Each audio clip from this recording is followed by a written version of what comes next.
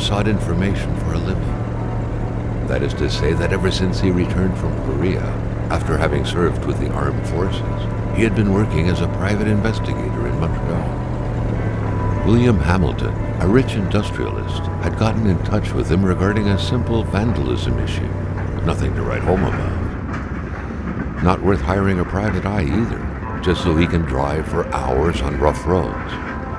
But that's how it had always been. The client pays, Carl gets it done.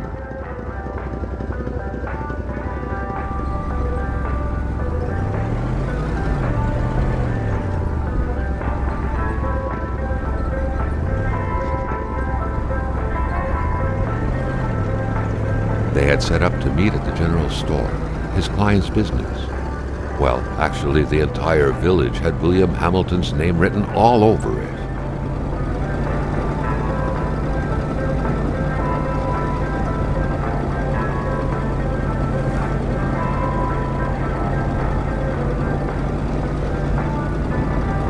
When the roads were bad, muddy, or snowed in, it was customary around these parts to close them off. But it was also customary to ignore those signs entirely and drive there anyway.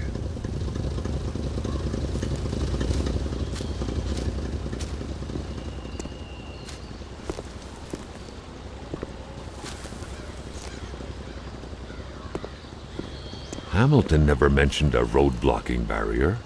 Why was it needed here in the back of Beyond? That would, however, be a mystery for another day. Carl had waited long enough for someone to come and raise it. Still not a soul in sight. There was no point in waiting any longer. Carl had to figure this one out by himself.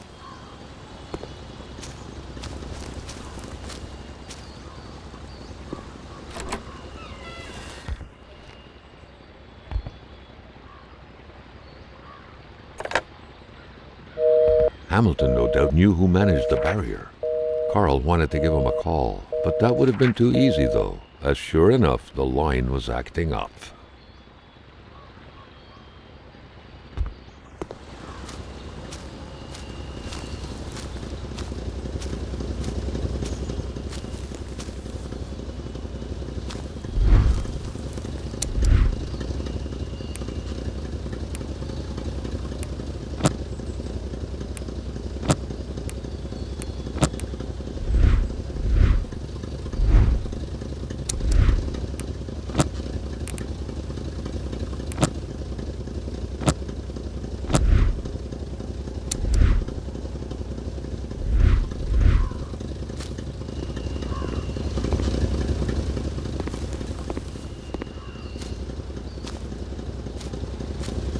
Hamilton never mentioned a road-blocking barrier.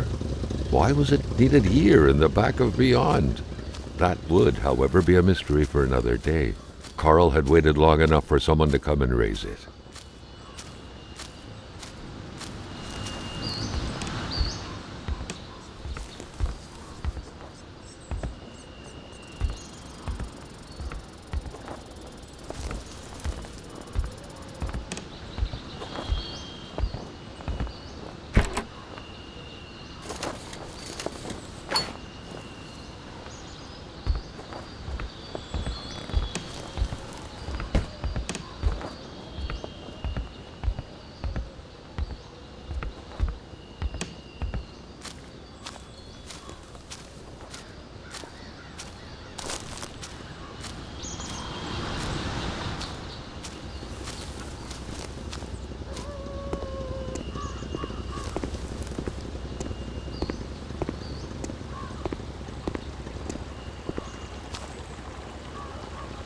Hamilton is waiting for Carl in the general store.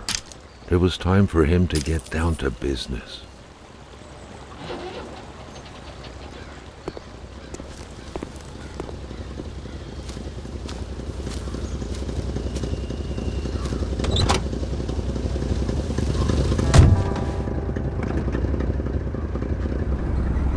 William Hamilton enjoyed a lavish country house built in the very heart of the northern forests, not too far from here. The local populace was divided when it came to the affluent man. Some saw a wealthy philanthropist dedicated to improving the region's economy. Others, an aging Englishman who would do anything to further his fortunes.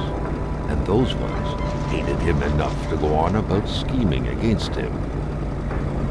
Hamilton had recently acquired a few local businesses, but the last straw was the reopening of a mine, which gave rise to a wave of protests and threats from the Cree people. Given these circumstances, Carl reckoned that a good number of people must be feeling compelled to oppose Hamilton in one way or another. So far, only the industrialist's house had been a target, but soon enough, Carl thought, the target would become the man himself.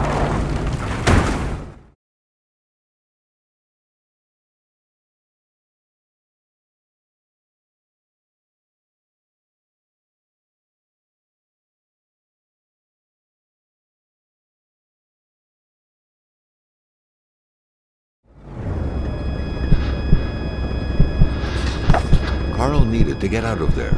The cold and the pain required urgent care.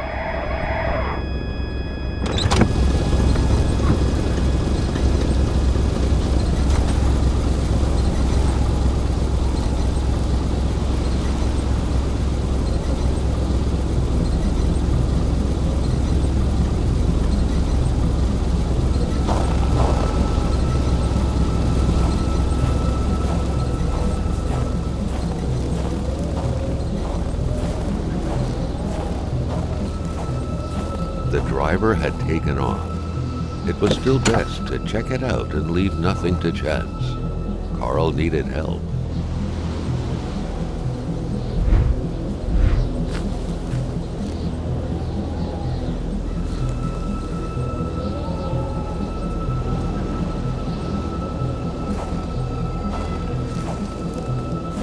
Scratches did not stop Carl. His mother would be so proud.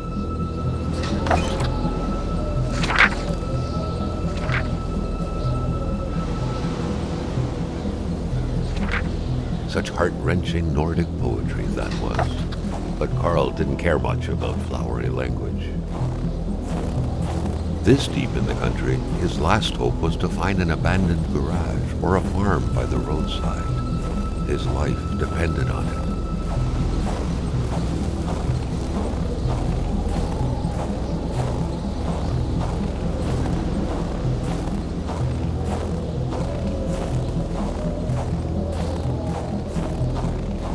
It was so cold.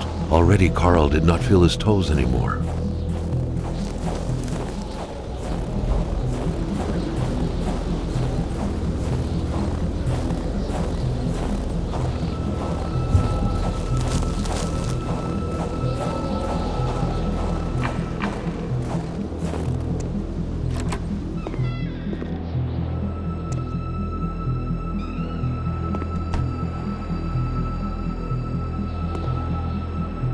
Even better than he had hoped. Carl Faubert had succeeded once more, and was now on his way to new adventures.